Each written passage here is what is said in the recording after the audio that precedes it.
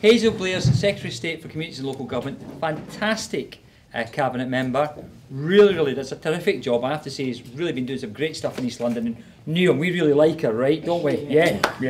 Anyway, Hazel, over to you. Thank you very much, Robin. And first of all, can I say thank you to all of you for taking the time to come this afternoon, because if people would die for half an hour with me, then the prospect of having half an hour with you will keep me living longer, because everything that I do with people like yourselves gives me more energy, more inspiration, more passion to do all the things that Robin and I do together to try and make the world a better place, really. It's as simple as that. The things that motivate you are the things that motivate us.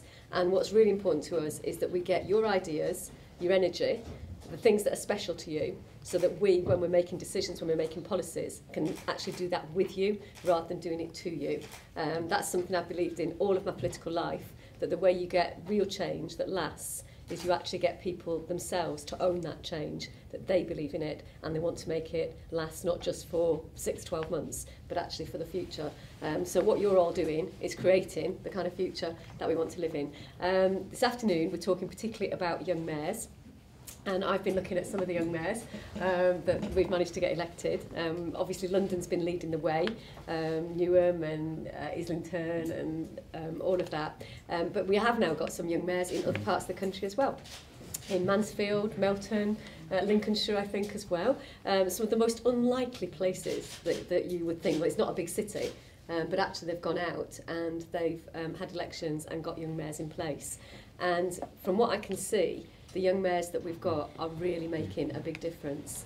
And I think there's a couple of reasons for that. One is that they're properly elected and accountable to the young people in their community.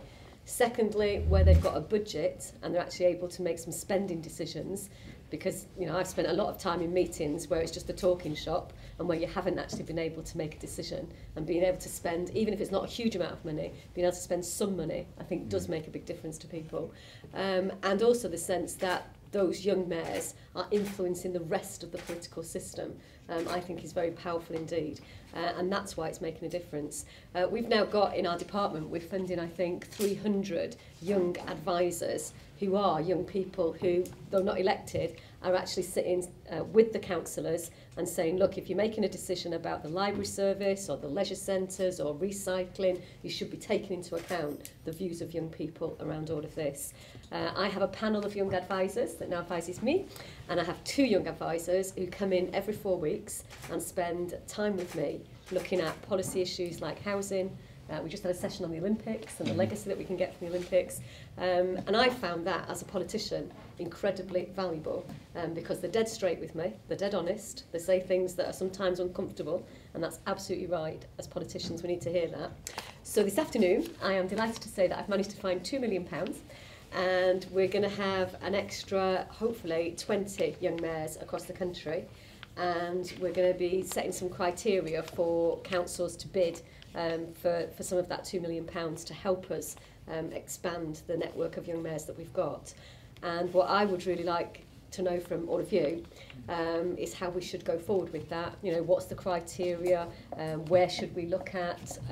I'm really keen to try and make sure we get young people who are not necessarily in the system at the moment, the people who don't always get a say, people who come from different backgrounds. And I know that many of you are exactly in that territory. So if we can spread some of this, then so much the better. So I just want to say thank you for coming. The other thing that I've been really impressed with is the turnout for the young mayors. Is Miguel here? Miguel Astudillo? Did I pronounce that right? Astudillo, right. And Miguel, you got a 49% turnout in your election. I mean, that, most local councillors would die to get a 49% turnout in their local election results. And for me, that kind of proves the lie that people say young people are not interested in politics.